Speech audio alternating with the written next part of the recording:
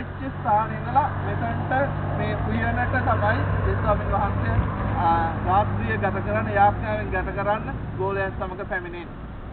So what happened here? Jesus prayed 3 times, Adonai 3 times, the sweat fall down like a drop of blood in that rock inside. And Judah the Iscariot, as he waked up his disciples 3 times, you remember that? And suddenly Judah with the soldiers come over here and he gave him that betrayal. This happened here.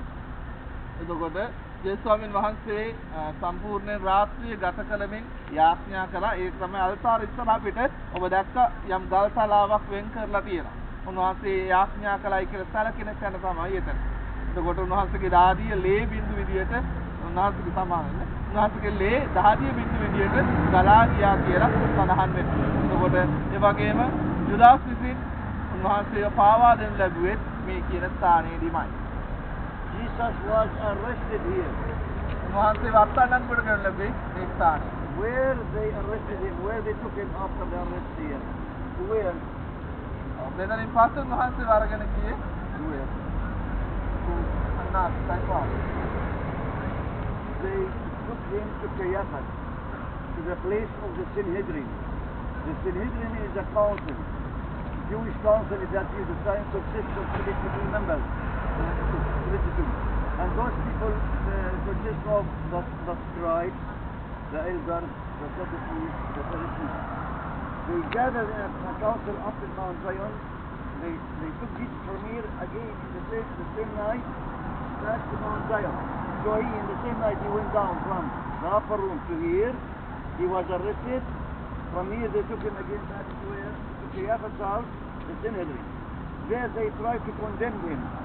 I didn't find anything against him. They arrested him for 1 night in the dungeon. The dungeon, no dungeon.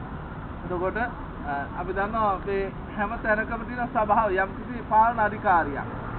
අපේ මීසමේ තියෙන මීසන් සභාව. ඒතකොට ඒ වගේ ජුදෙව් දහමේ තියෙන ලොකුම ආයතනය නැත්නම් තීරණ ගන්න තැන තමයි සැන්හෙන්ඩ්‍රින් කියන්නේ.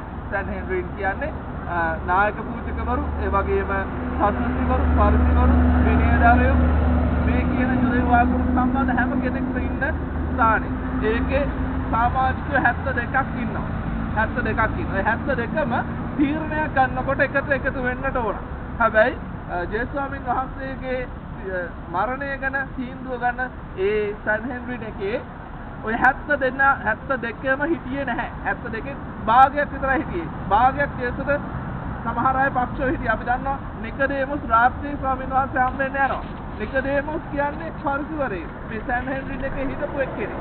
ඒ හිත තමයි එයා යේසුස් ස්වාමීන් වහන්සේ මරණයට පස්සේ ආපහු අවසර ගන්නේ ශරීරය කුරුසෙන් බාන්න. එයාට එච්චර බලයක් තිබුණා.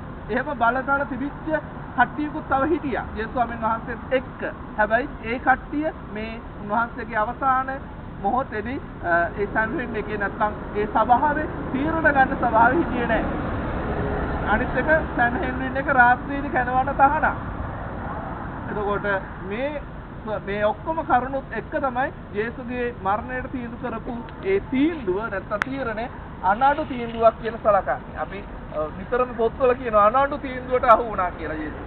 එතකොට ඒක අනාඩු වෙන්නේ නැත්නම් ඒක සාධාරණ තීන්දුවක් නොවෙන්නේ මෙන්න මේ කියන කාරණේ නිසා. ඒ වගේම මෙතනින් පස්සේ උන්වහන්සේ වත්තාඩංගුවට ගත්තට පස්සේ උන්වහන්සේ නැවත කයිපාස්ගේ නිවසට අරගෙන යනවා ඒ රාත්‍රියේදී.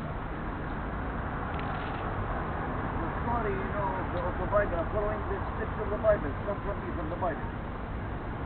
Friday morning, we are Thursday night, okay? Was arrested till tomorrow, the next day, Friday morning. 6 o'clock in the morning, they brought Jesus to where? Pilate. To the Praetorium, to the high seat of the Roman governor in that period of time. His name is Pontius Pilate. We have so many names mentioned in the Bible about the fortress of that place. Antonia Fortress, Leucostras, Ferdinand, Gabata, all those names for the same place, which we are going to visit. No problem, don't be worried. We are going to visit that place. So Jesus being handled to the Roman governor of Jerusalem